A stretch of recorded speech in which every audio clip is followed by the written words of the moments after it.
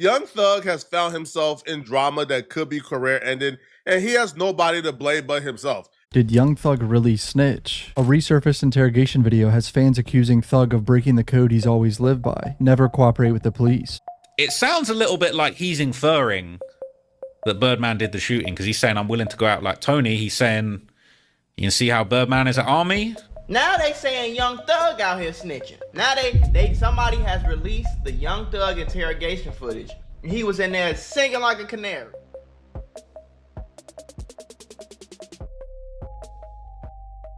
And let's talk about Young Thug, the same dude that got the whole internet laughing at Gunna, calling him a snitch, clowning everybody for cooperating with 12. Big slime energy, right? Always screaming, no rats in my circle. But guess what? When them bright lights of interrogation hit him, bruh turned into Young Tello. Dude been in that room talking like he trying to win a podcast award. Roll up, rewind to where all this clown show really started. April 26, 2015, Atlanta. Lil Wayne fresh off stage at Compound. Tour buses rolling out like the Carter himself got a motorcade. And while that boy Wayne doing this thing, guess who name gonna get tangled up in the mess? That's right, Jeffrey Young Thug Williams, the same dude who gon' years later laugh at Gunna, but low-key got his own name in police interrogation videos and statement reports. That night, PeeWee Rosco, real name Jimmy Winfrey, riding a white Chevy Camaro like it's a GTA mission. Four of them buses even pull off. Dude outside the club saying the line of the year, this my city, I spray that bus. Bruh, that's not a threat, that's a written confession with bass in it. And what he do next? Exactly that. Pull up on Wayne's convoy, I-285, dumping 40 cal and 9mm shots like target practice. Bullets hitting them buses while Wayne sitting inside like all this cause Birdman won't drop Carter 5. Now here's where Thug's shadows creeping in. Them detectives ain't slow. They pull Roscoe's phone record, and what they see, they call the Young Thug's phone before the shooting, and then they call the Birdman phone right after. Ain't that funny? Thug be on Twitter calling dudes rats, but his line buzzing like customer service right before and after a whole drive-by. And of course, Birdman tied up in it too, cause him and Wayne beefing like estranged families at Thanksgiving. Contracts messed up, Carter 5 sitting on the shelf like a lost relic. Wayne talking lawsuits, the streets was saying Birdman talking revenge. Cobb County prosecutors ain't dumb no. They slapped Roscoe with a 27-count indictment. RICO, gang charges, aggravated assault, mental damage, all of the above. And they said, clear as day, Roscoe did it to up his gang cred, boost his rank with the Bloods. Meanwhile, Thug in the background playing an innocent role, but them phone calls sitting there like screenshots you can't delete.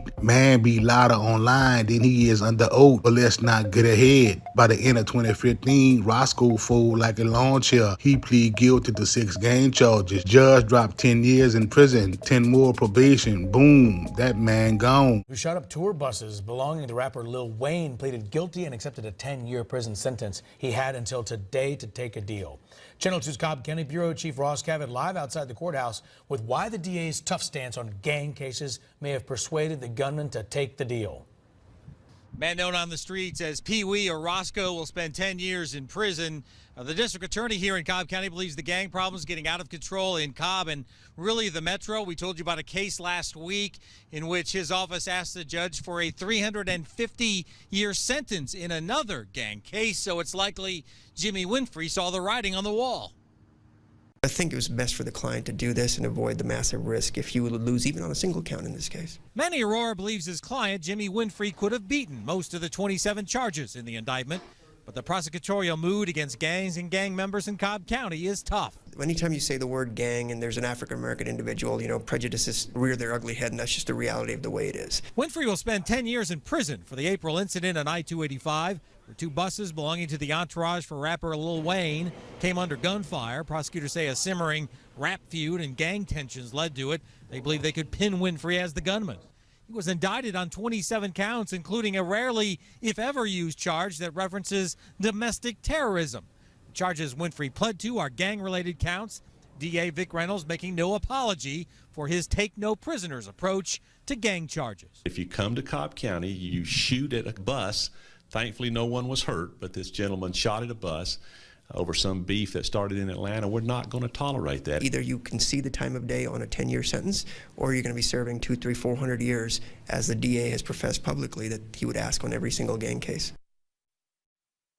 Well, that domestic terrorism charge was one of those dropped in this particular plea deal. Winfrey faces unrelated charges in other jurisdictions, but again faces now a 10-year prison sentence in this case. We're live outside the courthouse. Ross Cavett, Channel 2 Action News. Still Thug's name lingering, because everybody know them calls wasn't just say how you doing, check-in. Birdman smiling, Dwayne stressing, and Thug acting like he don't know nothing. Funny how quick a so-called boss get amnesia when the block get hot. So Rosco sitting down in prison, 10 years on the books, thinking it's over. But nah, 2018 pull up with a surprise guest appearance to Georgia Supreme Court. Them judges looked at the whole plea deal like, hold up, this judge was wildin'. Turns out that Cobb County judge leaned on Rosco harder than a landlord on rent day, basically telling him to take this plea or get smacked with worse. That's not justice, that's extortion with a gavel. So the Supreme Court flipped the table, vacate the conviction, and Roscoe's guilty plea evaporate like mixtape money. New at 5, the state's highest court has reversed convictions for the man who pleaded guilty to shooting at rapper Lil Wayne's tour bus.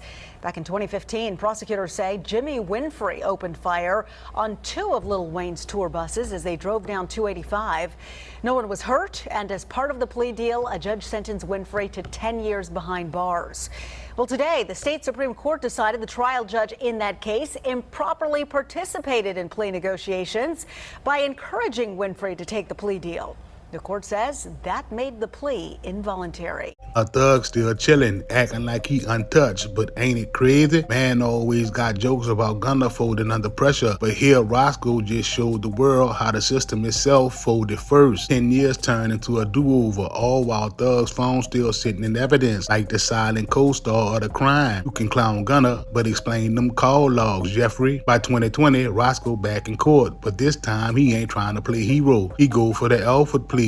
That slick little legal trick where you say I ain't guilty, but y'all got enough on me, so whatever. Basically the court's version of I didn't cheat, but you got the screenshot, so let's move on. 2 gang charges stick, rest fall off. Judge hit him with time served, 5 years already down. Man free to walk, but it ain't sweet. He got a call for up 100 racks, restitution to the bus driver, basically paying Wayne's driver for hazard pay for dodging bullets. And while all this courtroom soap opera going down, Birdman still floating in the background like it goes to bad contracts. The bus driver civil lawsuit pointed the finger straight at Birdman and Thug, saying they the puppet masters. It's like Wayne's whole career became a battlefield. Birdman choking the car to fire, and Rosco ending up the crash dummy with all the charges. But let's not forget, Thug's whole brand been no rats, no stitches, keep it solid. Meanwhile, homie, the one cop said got that phone buzzing like a trap line, tied to the shooter before and after the trigger got pulled. That boy out here in interviews flexing like he allergic to cooperation, but the evidence looking like he been FaceTiming the drama from the start. Bro act like he above it all. But every legal doc got his name sitting there like the feature he never wanted. And the comedy, Thug never hit a lick of prison time for that whole situation. Rosco ate the years, Birdman ducked the charges, Wayne caught the bullets in his bus but not his body, and Jeffrey Williams walked out with clean shoes and a dirty reputation. But truth is, the slime always find a way to slide off his hands, and it's time to face consequences. Now here's where the real comedy special starts. The police set young Thug down in that little gray room, and suddenly Mr. No Snitching start running his mouth like he forgot his own lyrics. You know how he always talking slick about Gunner cooperation? Whole internet calling Gunner tell. Bruh, look at Jeffrey. This man in the interrogation chair giving detectives TED talks. You press him about the shooting, about blood ties, about Birdman, about Wayne, and homie fool quicker than the mixtape cover on cheap printer paper. Detectives say y'all are bloods, right? You Birdman and Wayne, huh? And Thug, the same man who bragged in songs about that life, suddenly out here talking like it blood?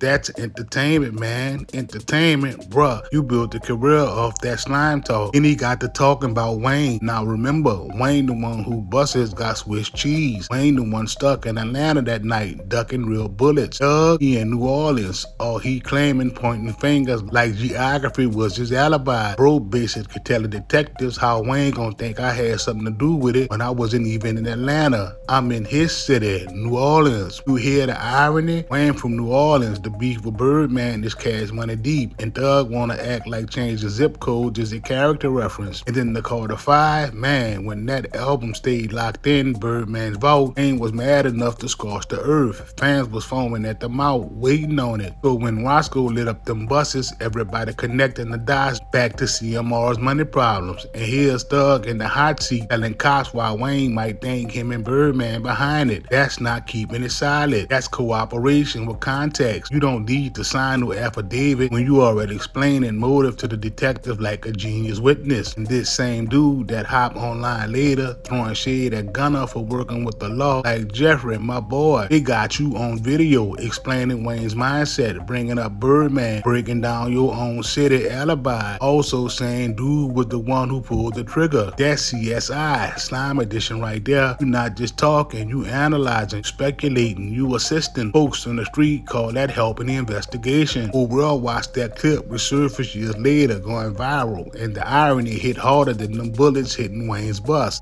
Thug laughing at Gunner screaming snitch this, rat that, while his own lips flapping in front of the cops like he trying to be the narrator of his own downfall. And clowning Gunner, but in reality, he the one out here auditioning for Law and Order, Slat Victims Unit. So here we are, year later, 2025. The streets thought that interrogation tape was buried deep in the evidence locker, but nah, internet detectives don't sleep. That footage popped back up and went viral like a Trap Law Ross video. And bruh, when folks heard Young Thug sitting in that room cooperating, the jokes wrote themselves. Whole timeline flooded with clips of Jeffrey stuttering about Wayne being in Atlanta, him being in New Orleans, Birdman beefing, Carter 5 delays, all of it. Andrew wanted the video like it was a comedy skit. Dude trying to distance himself, but end up laying out Wayne's whole reason to suspect him in Birdman. That ain't holding it down, that's exposing the plot. People in the streets saying, damn, if this what Thug called solid, then Gunner must be made out of diamond. And the hypocrisy couldn't be louder. This the same man who been calling Gunner Tell, treating cooperation like it's the biggest sin in the streets. He had the world thinking he was high priest of anti-snitching. Once that interrogation hit YouTube, homie looked like the pot calling the kettle the police informant. People clowning saying Thug should change his name to Young Testimony. Internet turned into a roast session. Memes of Thug in the hot seat with captions like Gunner 1 hour, Thug 2 hour special. Folks comparing this interrogation to a stand-up set. Somebody said Jeffrey gave detectives more context than genius annotation. Another said if Gunner snitched, Thug lectured. It's comedy gold, except the only one not laughing is Thug. He even jumped online trying to defend himself, posting they didn't play my interrogation video in court cause I helped my brother. Hashtag #ratwell. Bro, if you gotta explain yourself on social media, you already losing. The streets don't want to hear hashtags. They want to know why Mr. Slime was sitting across from detectives dropping dissertations. And here's the kicker. PeeWee Rosco ate 5 years. Birdman kept ducking charges. Wayne kept rapping through it. And Thug, he out here taking the crown as the loudest anti-snitch who low-key gave detective the clearest play-by-play they could ask for. Old brand built on no rats, but when them lights hit, he squeaking like Ratatouille. Now his legacy stamped with that viral tape. Every time he try to call somebody else a snitch, all people gotta do is pull up that interrogation and laugh. Gunner walking around free dropping hits, and Jeffrey stuck with a nickname he'll never shake. Slime the snitch narrator. You can clown others all day, but when your own receipts look like police transcripts, the joke ain't on Gunner no more. It's on you.